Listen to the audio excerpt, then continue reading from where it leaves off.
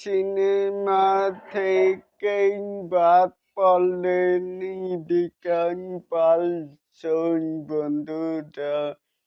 জয়েসি এলেন আপনাদের সাথে, তাহলেই আসুন আমাদের মূল টপিকে।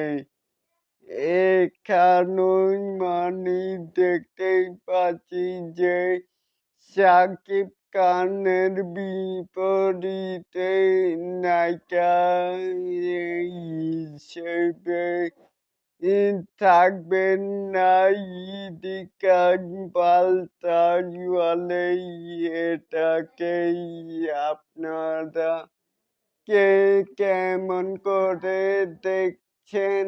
তার এই আগের কন্টেন্টই তো বলেছি যে ইদিকা পালের জায়গায় চূড়ান্ত ভাবে লিখিত হয়েছেন তাসনিয়া ফারিন। এটাকেই আপনারা কে কেমন করে দেখছেন?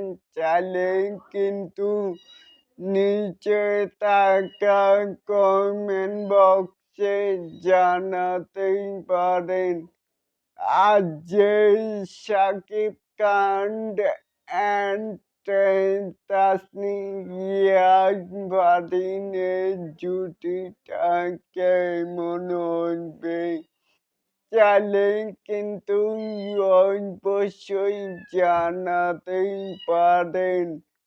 আর এই এরকম আরো নিত্য নতুন মেগা স্টার শাকিব খানের আপডেট পাওয়ার জন্য অবশ্যই চ্যানেলটিকে সাবস্ক্রাইব করবেন and বেল বাটনটিকে বাজিয়ে দিবেন। আল্লাহ হাফেজ।